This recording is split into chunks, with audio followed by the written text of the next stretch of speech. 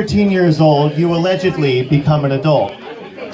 This rite of passage is symbolized by a service where you will sing Hebrew that you don't understand, and your relatives will give you lots of awkward kisses, and if you're lucky, lots of money.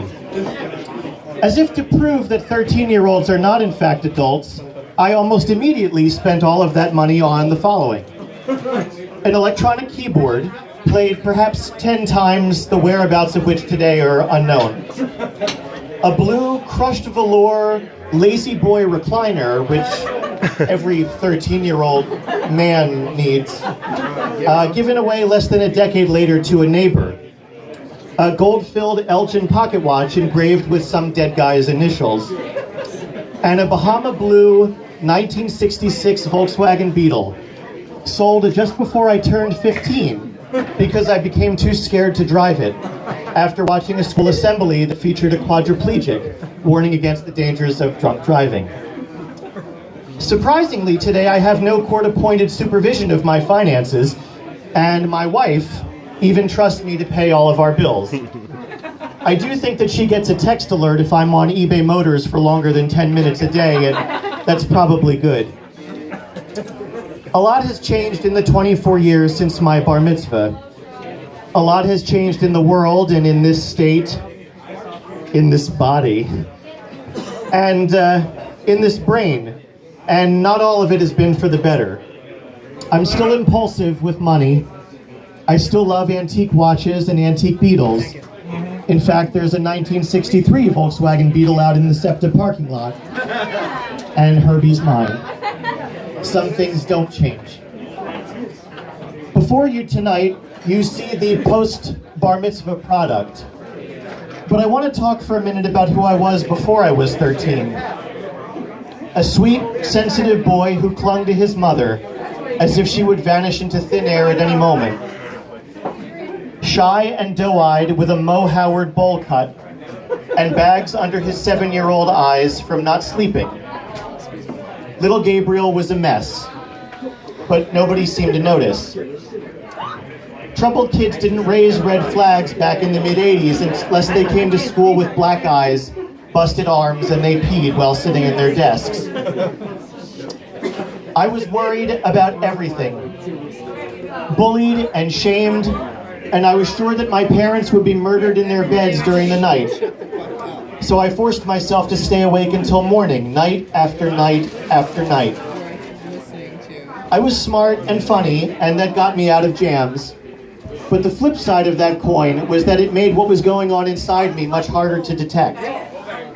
By 3rd or 4th grade, I had already become a master at concealment and compartmentalization. I knew what to say to whom, and I knew what to hide and why.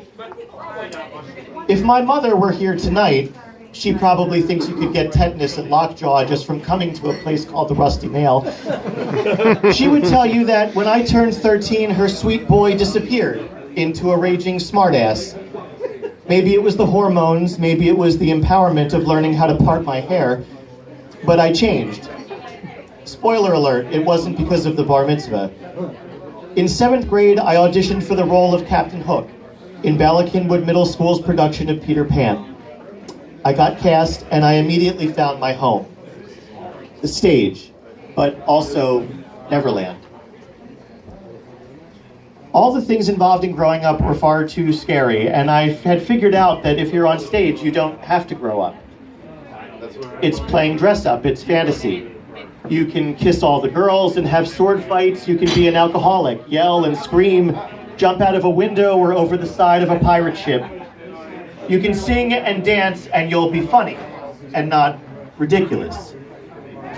You can talk to the audience and they won't talk back. It's freedom and it's permission and it's beautiful. That show changed me somehow. I played Captain Hook when I was 13. When I was 30, I was cast as Captain Hook again. And I would be directed by the same woman who directed me the first time. I was coming home to Neverland again. Feeling nostalgic, I popped the VHS recording someone had made of that 1993 production. The audio was terrible, the video was terrible, the orchestra, they did their best.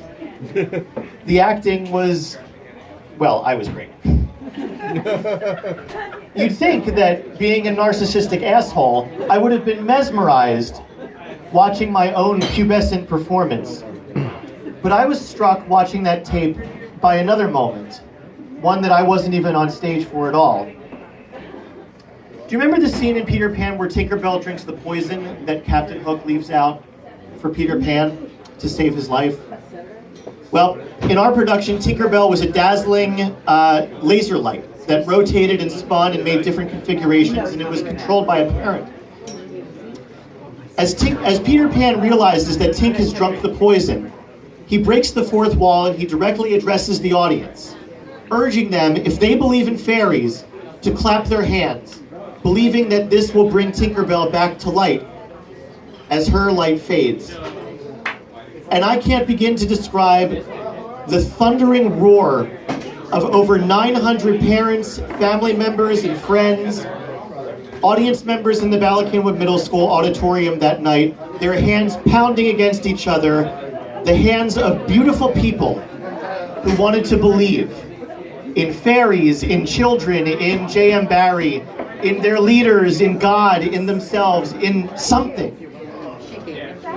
And I sat in my living room, a 30-year-old man, watching this scene from long ago, hearing this audience come alive in a shocking, electric way. And I couldn't believe what I saw next. Chris Heisler, who played our Peter Pan, vaunted to and fro about the stage as Tink's light grew brighter and his voice broke as he screamed, "Oh, you do believe! You do! Thank you!" And his voice didn't break because he was 14. He was overcome with emotion, feelings that rehearsals and directors can't prepare you for. He asked for something from that audience, and the people responded. Kind of the way that you've been asked to be present here tonight, and you've responded. We're all different than we were when we were 13, and that's by design, and largely that's for the best. I know that I've lost some of my sweetness, and I lost it way before then. I struggle with my own mental health and my own image of myself, but I have learned to ask for help. Just like Peter Pan reaches out to those faces sitting out there in the darkness when his friend Tinkerbell is in trouble. As hard as it is sometimes, and as dark as it is sometimes, I believe in change. I believe in hope. I believe in Herbie and in fairies, and I believe in you. And every now and then, I'm even able to convince myself that I believe in me. And I'm here to ask you tonight to show you that you believe in yourselves, that you believe in the power and the worth of every human being who may be sitting here or standing here amongst you, people who may be struggling or suffering and asking themselves what the hell it's for. So clap your hands, friends. Clap your hands if you believe.